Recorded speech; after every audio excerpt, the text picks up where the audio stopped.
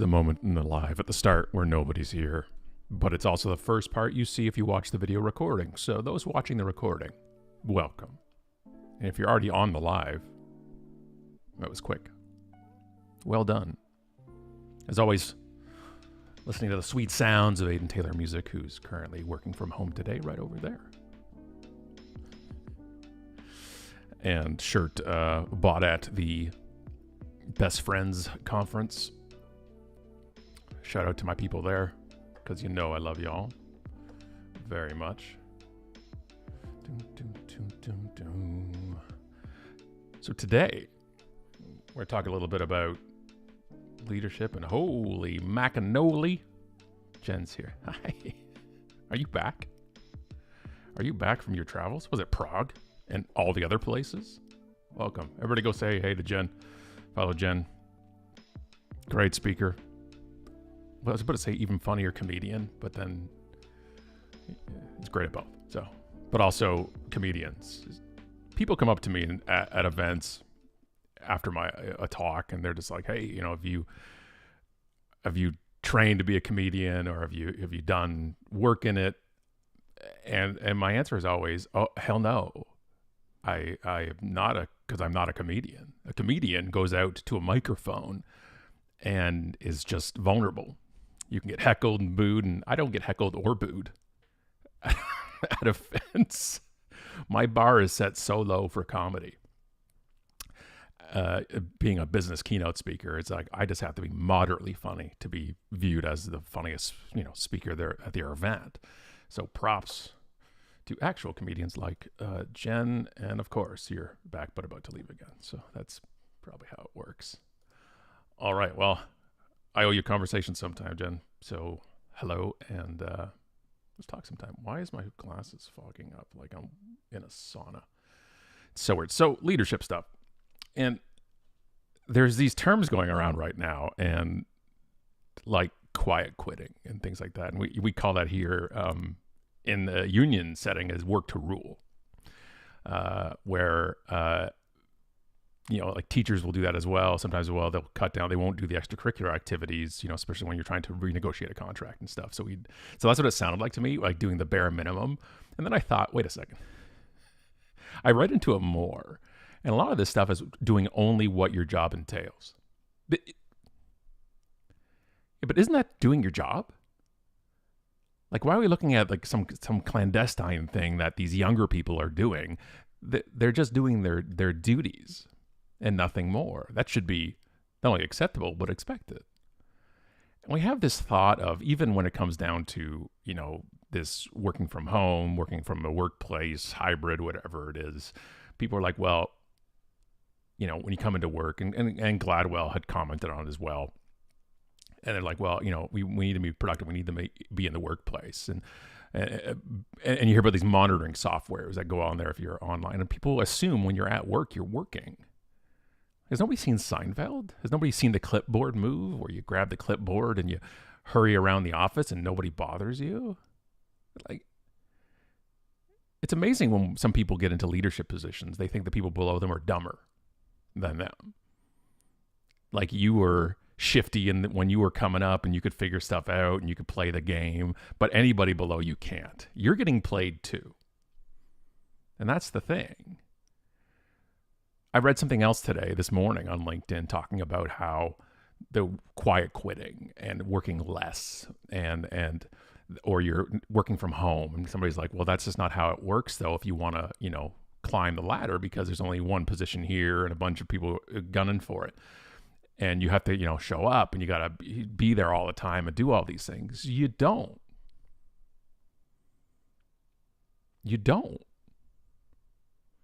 That's just the structure we've put forth, and the one you had to deal with. We don't have to keep this cycle going of burning people out to achieve leadership, so that when they get to leadership, they're already burnt out. We have a world full of burnt out leaders, burnt out middle managers, trying to get to the next rung where they think, now I can take it easy, but it's not. A lot of times the pressure gets exponential as you go up, and the farther up you go up the chain in a leadership position, the more responsibilities, the more issues, and the farther it takes you away from the actual discipline you're in. And I want to throw away the notion that everybody has to want to climb the ladder in a workplace to be an effective employee, to be not only a great employee, even an acceptable one. You don't need a whole workforce, people gunning for the next up's job. It should be okay. It should be okay they don't have the same vested interests that we all have or that you have for something. It should be okay. We don't have to push forth that if you're not just going everything 100% to a workplace. It doesn't make sense to me, not from a previous HR perspective, not from a current perspective of where I'm at. Things shift, things move, and people are like, well, yeah, but the young people, it's not. I'm 47 and I don't want to deal with that. It's just that people who are older a lot of the times have more things that are locked in financially and more obligations, and they can't just pivot. They can't just walk. But when you become a leader, whether it's a team or in a company or you run the whole show, you get a shot, you get a chance to make your own rules up. Just because you had to go to every single sexual harassment event with open bars doesn't mean everybody else has to go. Let's talk about what makes an effective person at a company. Do they do their job? Do they do it well? Do they show initiative if that's what you want? Well, yeah, but we're more like a family. You have to come in. Really? Do you have people there that don't respect boundaries? Oh, great. I don't understand how this stuff works a lot of the time. I really, really don't. It's fantastic and ridiculous, and I don't understand. I will not understand. I don't know what's wrong with my bit rate here, but it's going crazy in my live stream. I'm not sure what's happening. I'm checking some technical stuff here. Give me a moment.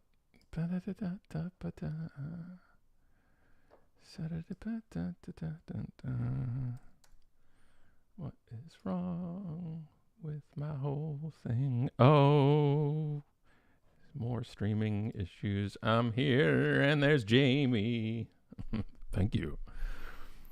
And yeah, and so one of the things I love to, we were talking about this a couple of days ago, was watching the people you connect with during your business travels and watching them grow. And Jamie's one of those people. We freaking love Jamie. We loved working with Jamie when she was at Emma. And now it's just like cheerleading in the background, just go. So it's good to see you, Jamie. You're awesome. I swear I wanted to create our own company with just former Emma folks that we worked with that we loved, because you're all awesome. So nice, so good. And yeah, and that's the thing is also here's one of the things of watching, your friends and your colleagues or your connections, climb, is that, they become leaders as well. And a lot of companies then are just like, well, you're promoted and you're putting yourself in a position and you're just thrown to the fire and saying, well, go lead. And so many times, what got you promoted to a leader position is not what helps you as a leader. It happens so much, especially like in sales, for example. Somebody is a great salesperson or somebody's a great account manager, whatever it's going to be, and they're promoted to a team lead, and it's not the same skill set. It doesn't work that way. If you promote somebody to a leadership position, give them some tools, give them some help, let them ask questions and give them the resources. Don't just send them to resiliency training. And speaking of resiliency training, I put this as a comment on LinkedIn last week. Instead of sending your people for resilience training, and one of the key things about resiliency is focusing on what you can control, I ask you this, companies. What can you control that is forcing your employees to become more resilient? Why are you creating the structure that makes them needed to get trained in resiliency?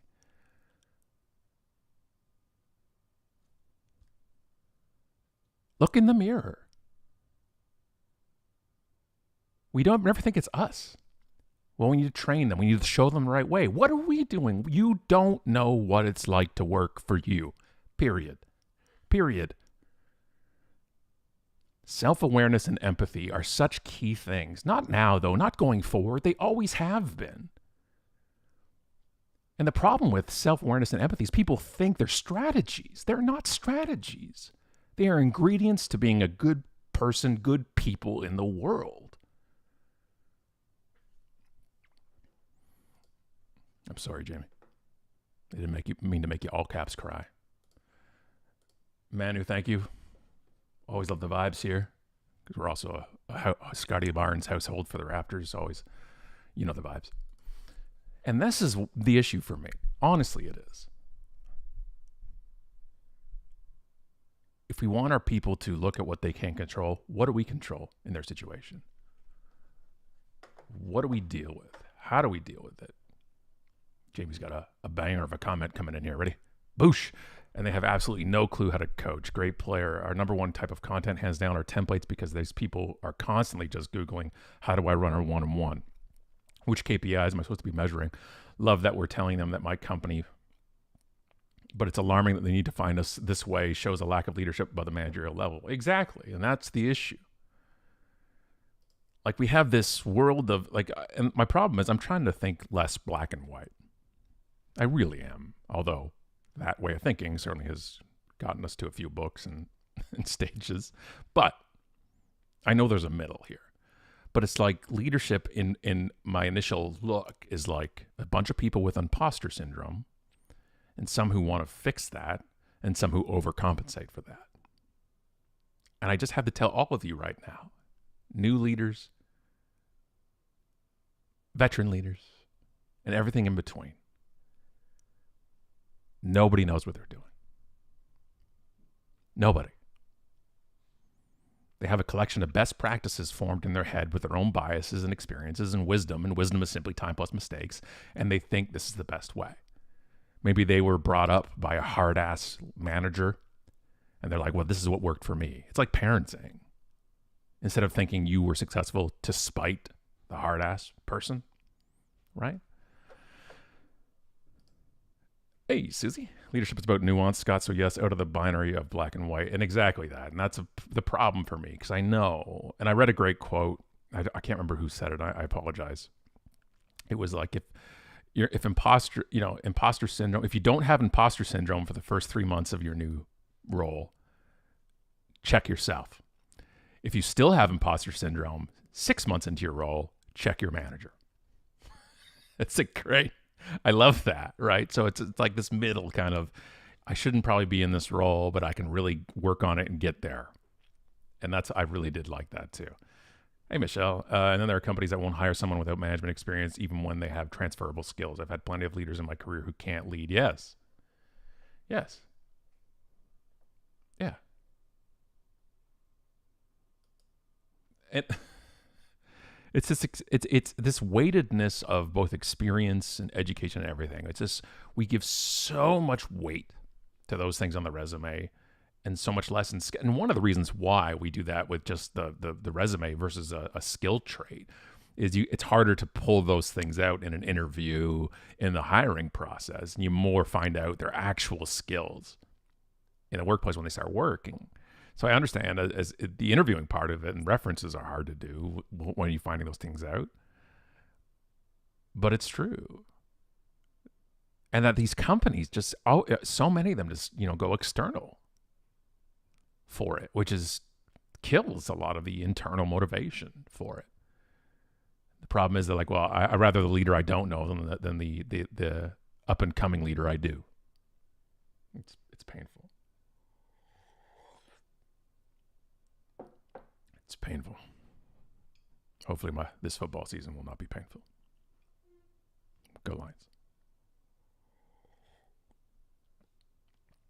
Oh, I nearly spilled. I nearly spilled on my wonderful best friend's shirt. So yeah, it's one of the things that, and I have to watch for it when I give talks, is because I still have to have a filter about this stuff. You can't get on stage with the company and rip everybody, but it's not. It's the fact that we need to understand that, outside of the company, you're a human being in this world, and we start thinking of legacy and what do you want to leave, and honestly, it's do you want to be a leader? If you leave the company, people want to leave with you. That's not what a company wants necessarily.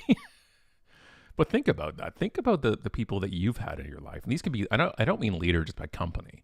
I mean people who you just they really affected you. That's a leader to me. It's a teacher, is it a parent, is it a relative, a neighbor, a boss, a coworker? But those people come and go very, once in a while in our life. But one thing they usually have in common is none of them know that moment affected you that much. And when I flip it on people and say that those are moments happening now and you are in the other seat, you were that leader. You were that leader. Diana. Speaking of favorite people, everybody go say hey to Diana. She's wonderful. The UnMarketing family adores her. My favorite is promotion solely based on tenure. It's setting a lot of folks up for failure. Yeah, and tenure is an easier thing to do. Coming from an HR side of things, when I was in the industry, right? And that's and you deal with seniority when it's in a union setting. But yeah, it's because you've lasted doesn't mean you're the best for the role. You're just good at avoiding getting in trouble, which I'm not good at. I remember when I got my job teaching at Sheridan College, which is just a block away from here, the advice I got from my boss, who was my prof when I was a student, she said, just don't rock the boat. Every semester, just rocking the boat back and forth. Tyler, what's up? Love the words of wisdom on a Tuesday morning. Well, they're words. I don't know what, but thank you. Dean says a lot of managers like the title and compensation part, but don't like the managing people part. Well, yeah, and this is the thing. So there's a big section of that, and there's some people who get into it and get the promotion because they wanted it, but they also wanted to lead. And then when they get into it and they realize it's different than what they thought. It's almost like it's every industry and every job. It's different than what you thought, because managing people and leading people is incredibly hard and also very simplistic. If that makes sense. You're dealing with people. They're fascinating. They're a fascinating species. And so the part that we make mistakes at in leading is thinking we're leading numbers. We're not leading numbers in spreadsheets. We're leading people's brains and what makes them go. It's totally different. Danielle says, also just because someone is great as an individual contributor doesn't mean they will be a great leader. Right, exactly. Well, then how do you figure that out? Well, that's you put them in a leadership position. But then you also have to be quick to correct, quick to coach. And that person has to be open to that coaching to make it work. Danielle, what is the acronym at the end of your name? IEWPP. I'd love to know. I don't think I've seen that acronym before. It'd be very cool to find out what it was. If you don't mind. If you don't want to, that's cool too. But yeah, that's the thing, is I also trying to give some grace to people in leadership, because I go off the handle, as some of you know, and I want to give people grace too, because I really do think overall, and if I believe overall people are good, it's getting harder and harder to believe that. But I do think at its core, people are good. And I think people are good, and they're also a community's a thing that we bond together on. But there's a lot of people. The problem is when you're the bad person in a leadership position, that's the company. Culture is driven top down and felt bottom up. I'll say this again, and I'll say it until I die. If you were in a leadership position in a company, you have no idea what the company culture is. You don't. Stop pretending you do. How do you find out? You ask the people on the bottom of the org chart. Christina, it's like the good people meetup today. It's ironic companies always want good leaders, but don't give people training and support to be a good leader. Yeah, thank you.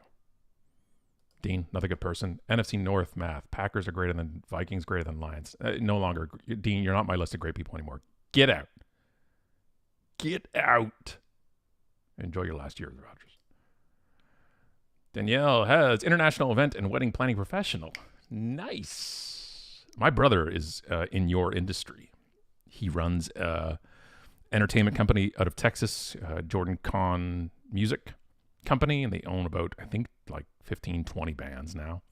And they play all the events, the not events in New York and all the stuff. And yeah, so if you ever run across that group, tell them Chris's smarter and more attractive brother says hello.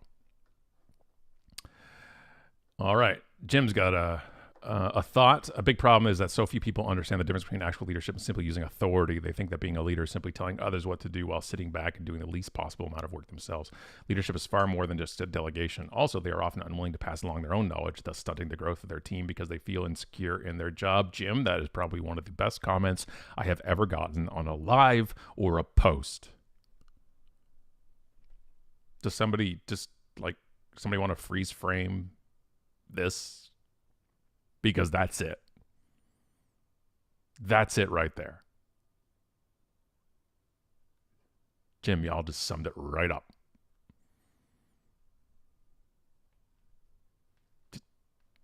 Yep. Danielle, it's my side hustle. I'm working on my professional meeting planner designation, I am assuming, to help with my leadership skills. Oh, cool. Very cool. By the way, I could not do event or wedding planning at all remotely. Oh,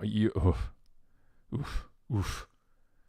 I've seen event professionals' faces at my events. I can't imagine weddings. I can't. I just can't. All my love to all of you in that industry. Also one of my favorite industries to speak to because you're all awesome in the audience. Well, I remember I did one of the International Meeting Planner Association ones, and there's a couple thousand people, and I got a standing ovation in the middle of my talk. I've never had that before. I don't usually elicit a standing ovation in what I'm not exactly inspiring. I don't have like a story that I'm going to inspire you. I just yell at people a lot, but I was ripping on event attendees, and they were just all behind that. It was great. I just lost it on somebody, I don't know, like wasting coffee or something at an event, and it just really resonated. So I loved it. It was so much fun. I always say to people at events, you can see it on their face. It's called event face. And it's like wedding and event planners are the smiliest, front-looking, happiest people you can find, right? And realtors, but the event people. So on the surface, but it's one layer. And one layer below that smile is murder. Is straight up murder. Like do not mess with wedding or event planners. They will murder you. They have so much stress going on, so focused on like a one day or one time frame of an event. And they will mess you up. Do not mess with them because, I love them. Because in the event industry and conferences, they got to deal with people like me. I do not envy them at all. It's a hard gig. And kudos to everybody who does it. I love you. I do. Whew. Yeah, so that's my leadership feelings today. This is my coffee feeling. We went from a Tassimo to a Keurig system. And me being a 47-year-old straight white male, I don't like change when I'm really happy with stuff. And so we switched from Tassimo because they don't make the machine anymore here in Canada. And I'm happy with the change. Should have done it earlier. 12 years ago. 2010. That's amazing. Is what it is. It's so that's like I've done I did one for meeting planners, and it might have been the one in Chicago, and it was a tech event. Was that it? That may have been it. Because the event planner one I was just talking about might have been the one. It was probably later on, but it might have been. If it's, it might have been the Chicago tech one. I think. Yeah. So anyway, happy with the Keurig. Happy with my McDonald's cafe coffee. They just won. They came into Southern Ontario here in Canada and just kicked the ass of Tim Hortons. And I know I can lose my citizenship for saying that, but it's true. Tim Hortons is not the same Tim Hortons as it used to be. All right, we're going to play a game here now. Is what's on Scott's desktop? I'm going to pull pictures up. Look at this. Ready for this? Are you ready? Oh my goodness. Oh my goodness, look at that. That's me. It's my college grad photo with frosted tips.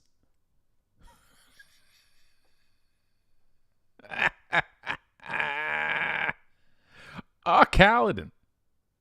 Okay, well, I thought you was talking about at a meeting planners event. Don't throw me off like that. Come on. I was local. Awesome. I did a talk in Collingwood, probably now 7 years ago, probably. And it was snowing like crazy. And that was the closest I thought I was going to die on the road. It was a whiteout. I could not see in front of me or behind me. I've never dealt with that in my life. It's crazy. McDonald's is the best coffee. See, Christina, I knew I liked you. Justin always comes in with his strong, you're going to lose in fantasy football this season. Thank you, Justin. I've had the luxury of being in a fantasy league with Justin for a decade now. Seriously, just Brady retire. Can we do that? Enough. Let's see how your Mac Jones is. You're on your Pats. All right. Let's keep going here. Amber says, what strikes me as completely backwards is the tagline employees first, but the measurement of employee retention is KPI number 10, or they only track professional level retention. If leadership does not value the folks doing the actual work, things will crumble. If the business can't take orders, make orders, and ship orders, how can they possibly succeed in the long game? Yes. Also, Amber, can you tell me what the acronym is in your name, MSL? I've asked some people about their acronyms. I'd love to know. Yes. Yes to this. It's like the tagline, or this is why I've always been against mission statements. It's not that they're poorly written a lot, which they are. It's not that they're full of gobbledygook, which they are. It's the fact that it just makes your company perfectly hypocritical. Perfectly hypocritical. Okay? If you say in your mission statement, our goal is to provide the blah, blah, blah, blah, blah, blah, blah, the company, while keeping our stakeholders in the forefront, which includes employees, vendors, and shareholders, and ownership, maybe. Let's break that down. Or maybe you say you are all about your local community. Okay, let's break those things down. So let's say you treat your vendors well. Awesome. Can I see your payment terms? Is it net 30, net 60, net 90? What about net 120? Do I see our net 150? Hey, 150, 150, do I hear 180, 180? What is the most ridiculous net terms you've heard for a company? Because if you value your vendors, you wouldn't do that. Especially if you have a lot of small business vendors too. If your vendor is a giant conglomerate as well, okay, and you both have the same payment terms, good to go. If you're using a small business and you got net 120 or something, get out. Tear your mission statement down. It's a lie. And when companies say, well, you know, we value our local community, you know the people that work for you are part of that community? So how you treat them is literally how you treat the community. I'm happy for you to sponsor the soccer tournament. I'm happy for you to throw a gala somewhere and put your sign in front of it. But when your employees are the local people, that is the community. And how you treat the employees is how you treat the community. It's right there in front of you. Right there in front of you. And always, Justin, do what I can. A master of strategic leadership. Hot damn. Hot damn. You're so much more qualified to talk about this stuff than I am. That's awesome. That's very cool. Congrats on having a master's in that, or master's at all. Congrats on that. My acronym is SOPM. Yeah. It is. Heather says, marketing and events manager for a tech company. Our leader is amazing. My husband is dealing with a serious health issue, and our president sat me down, told me my family comes first, and he will do whatever he can to support us. He checks in regularly, makes sure I'm okay. This is a leader I've been looking for my entire career. It's not all about spreadsheets, like you said. It's about your people. Read this. Just read this. We make leadership complicated when we no longer make it about people. I understand a company needs to be financially sound. I even understand your fiscal responsibility to shareholders, which is a half truckload of BS a lot of the times. It's this. How does somebody feel working for you? Would they come on a LinkedIn Live and shout your praises? And if not, why?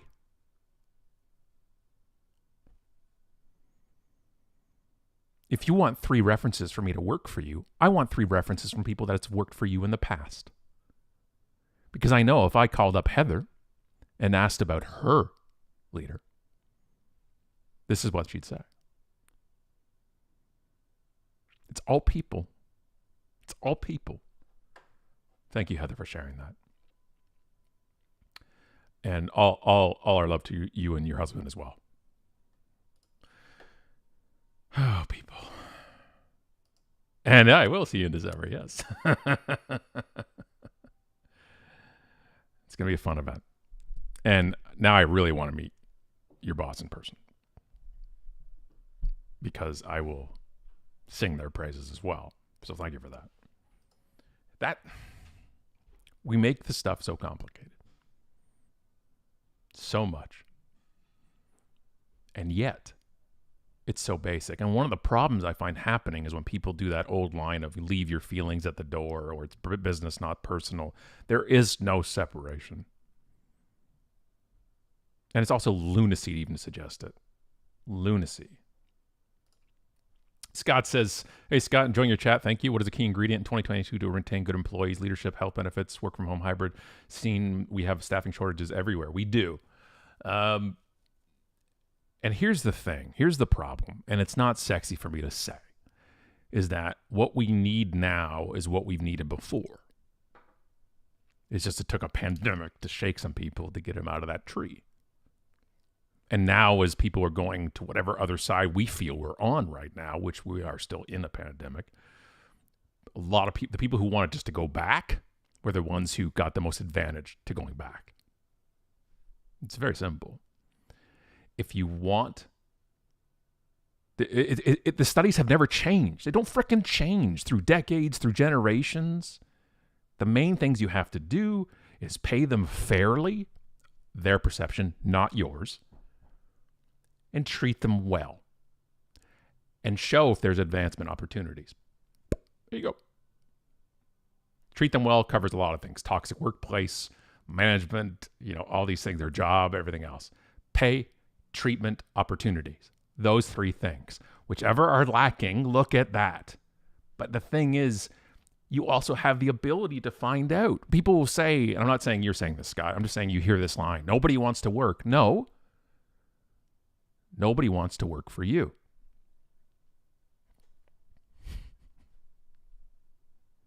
Nobody wants to work for you. And if you're in a position somewhere where you're in that middle management squeeze, where you have to enforce policies and stuff, but you don't have the autonomy or power to change said policies or pay rates, it's a tough spot.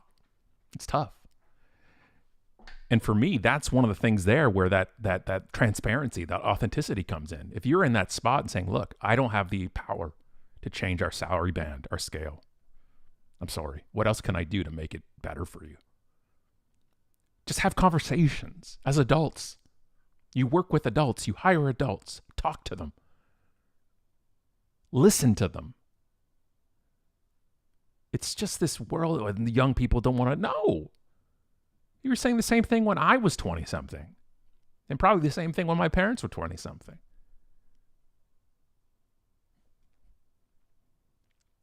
People are just saying pass now. Pass. Inflation's nuts. And there's these companies out there, they're like, I don't see the problem. I'm like, what are you paying? They're like, we pay minimum wage. Oh, so the legal minimum, the least we could possibly pay you. I think it's a Chris Rock line. If we were legally allowed to pay you less, we would. It's not valuing people. Exactly, Jim, right? Right, crazy. Christina, a lot of people are looking for work and can't get hired. No reason for there to be a staffing shortage. Change hiring process. Exactly. Here's the thing. We have people who want to work, and you have these vacancies. It shouldn't be a problem. But then you have companies that do 17 interviews, 3 months of interviews, this thing, ghosting applicants, and I've been on both sides of that. I've sat there and looked at a stack of 300 resumes for one job. I'm like, how do you even figure this out? That's why you figure out where the staple is on the resume. You're like, I don't like the positioning of it. You're just looking for a reason to get rid of some of them sometimes. Michelle says the recruitment process is broken and the employee experience starts with the candidate. So many gems from all you today. So many gems. I pride myself in my headline writing and my hook writing, and you guys are all coming with them. Appreciate it.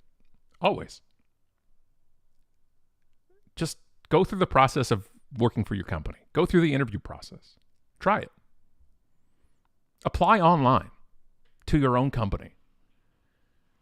And go through the forms and say, here's where you enter your cover letter thoughts. Here's where you, click here to upload your resume, cover letter. You go through all the steps and it's like, okay, now fill in these forms with the same frickin' info you just gave us in your resume. Also, why are we still doing cover letters? I don't understand. I don't. It's about as useful as having the line at the end of your resume that says references available upon request. It's the most useless line on a resume. Second only to the word resume at the top of your resume. So odd. Anywho. I know some good people that are out of work. Some who are on this live now or on before. And there's so many factors that go into outside of are you good for the role?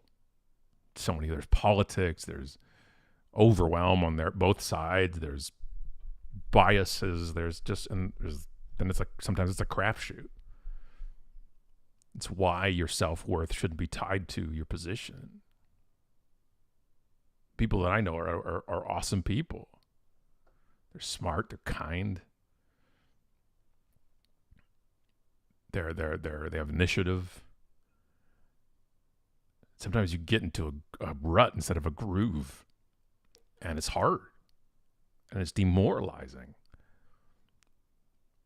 Like, I used to interview people when I was working at Goodwill. I was like 25.